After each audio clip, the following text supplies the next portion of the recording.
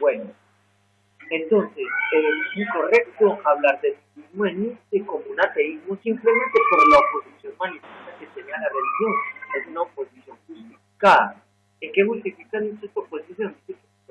Para poder sentirnos moralmente bien, tenemos que acudir a un sacerdote, confesarle nuestros pecados, arrepentirnos, orar, flagelarnos, sentirnos mal, de alguna manera nos invita a que no seamos responsables de nuestros propios actos, sino a que intentamos esconder nuestros actos detrás de una práctica mitológica que no tiene, o que ya para nosotros, hombres de razón, carece de sentido.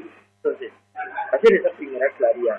Entonces, con relación a la filosofía moral que va a desarrollar el cristianismo, Nietzsche abiertamente va a ser el primero opositor, ¿cierto?, de esa tendencia moralista a creer que nos pueden convertir en un modelo de hombre masificado, generalizado, que obra y se comporta de acuerdo a unos principios morales regidos dentro de la iglesia a través de una revelación que le dio a Moisés y después de unos aportes que van a ser los apologetas o defensores de los padres de la iglesia. En este orden de ideas, ¿qué significa el nihilismo nietzscheano? Significa la negación de que el hombre, para poder que sea hombre, tiene que estar sujeto a una doctrina moral religiosa o a otro mundo. Es decir, el hecho de que nosotros le confesemos a un sacerdote que hicimos algo no nos libra de la responsabilidad moral que tenemos frente a ese acto que perjudica a otra persona. Segundo, el hecho de que la religión nos ponga, ¿cierto?, en el plano de pecadores por naturaleza, quiere decir que la búsqueda nuestra no es la de la felicidad, sino la de encontrar un perdón a través de los preceptos que tiene la iglesia para nosotros. Es decir, buscar el perdón a través del castigo, de la felicidad, de unos votos de humildad, de unos votos de obediencia, ¿cierto? Pero por lo menos si no vamos a llegar a esos extremos en las comunidades religiosas, sí que lleguemos a una negación de que nuestra vida es lo peor que nos puede estar pasando y que lo mejor que nos puede estar pasando en esta existencia es sufrir y padecer. Dichosos aquellos que sufren, porque de ellos será el reino de los cielos. ¿Acaso entonces nuestra existencia no se merece un momento de felicidad?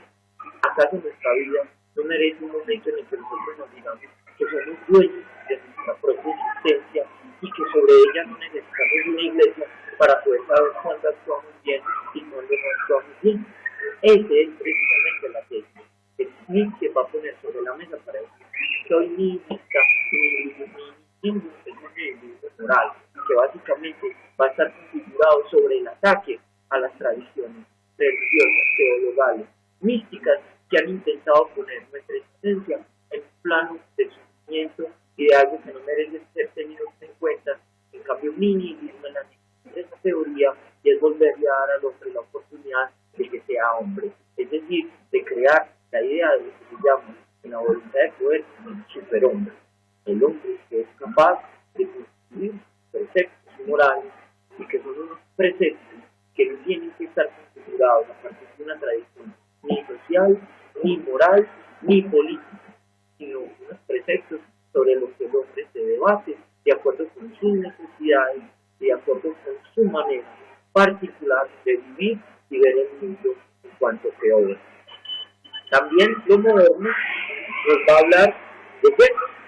Goethe, recordemos, va a ser uno de los padres de la literatura alemana, uno más grande de los padres de la literatura alemana, y el hombre que permite a través de su obra literaria abrir una capacidad reflexiva en torno a esto que vamos a denominar hoy como nihilismo.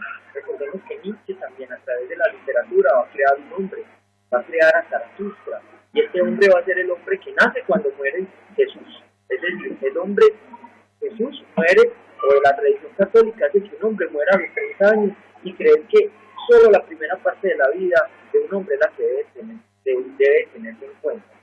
Muy paradójicamente, y contra lo que nos vende la religión, Nietzsche va a crear a través de la figura de Zaratustra el hombre que nace es cuando llega a su etapa de madurez. Y es ahí cuando empieza a negarse esas cosas que me enseñaron, porque me bauticé, porque me llamo así, porque hago parte de una comunidad religiosa que nunca lo he decidido hacerlo, porque la sociedad me lleva a hacer lo que yo inconscientemente no quiero hacer. Entonces, también Goethe, a la manera de Zaratustra, va a crear un personaje que se va a llamar llamar Mefístoles. Mefístoles lo encontramos en una obra teatral que se llama Fausto, una obra bellísima en la que a través de personaje se va a pensar acaso sabemos algo de la vida. Un hombre que es un filósofo y maestro que pide a sus discípulos y los invita a ellos a que reconozcan que lo único que sabemos a la manera socrática es que prácticamente no conocemos nada. Sabemos lo que nos interesa, pero lo que nos interesa lo desconocemos. Entonces nos invita Fausto a través de una introducción a esta, perdón, Goethe a través de la introducción a esta obra maravillosa de Fausto, a que el filósofo se pregunte de verdad, sé lo que creo saber, de verdad, si puedo decirle a otro lo que debe hacer cuando yo mismo todavía no he podido acabar de entenderme dentro del plano de lo filosófico moral. Entonces, Goethe, a través de esta obra, y los personajes Mefístoles, va a decir algo así: soy el espíritu que siempre niega, y ellos con razón, pues todo lo que nace no vale más que para perecer. Por eso sería mejor que nada sucediera. Más adelante va a decir: pues el delito mayor del hombre es el haber nacido. Con esto entonces Goethe nos está dando una breboca de cómo un personaje Mefístoles va a tener una postura negadora de la existencia tal y como la conocemos. Dicen que el triunfo es la vida. Aquí el triunfo va a ser la negación de la vida, entendiendo la vida como una búsqueda de algo que no está dentro de la vida, sino que va a ir más allá. Es decir, la teoría cristiana nos dice que la búsqueda nuestra, teológicamente debe ser de perdón para poder alcanzar un lugar en un paraíso eterno que no conocemos, a quien nadie ha ido. Es decir, prácticamente la tesis filosófica teológica sufre en esta vida, trate de darse duro en esta vida para poder lograr llegar a una vida eterna.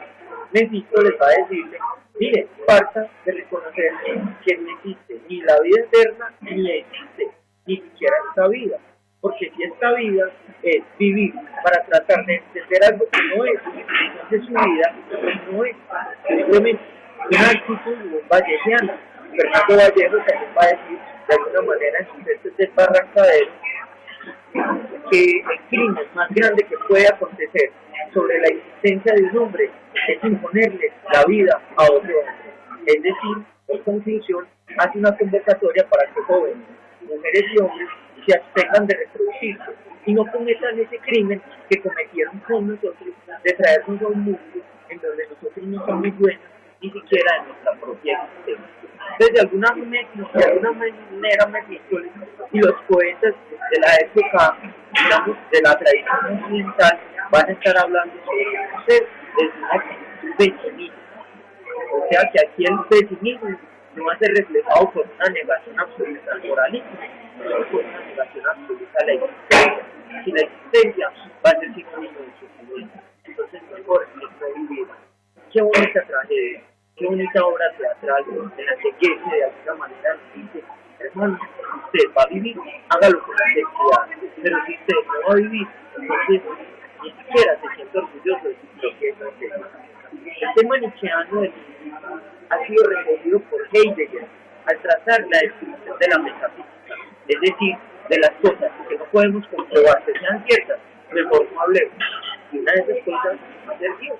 De lo que no sé, va a decir Ludwig Wittgenstein, positivista lógico, contemporáneo ya, mejor es no hablar. De lo que no conozco, mejor es no decir nada. Una negación de lo que toda una tradición nos vendió como verdadero, ellos lo van a poner sobre el plano del pragmatismo como algo necesario.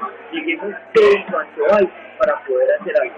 Finalmente, pues, por efectos de tiempo, creería yo que podríamos concluir con una máxima de un tremendo hombre revolucionario, maestro y padre de un ideal libertario para América Latina, el Che Guevara, para poder construir algo tenemos que negar lo que ahora hay. Para poder hacer algo nuevo tenemos que destruir lo que ahora existe.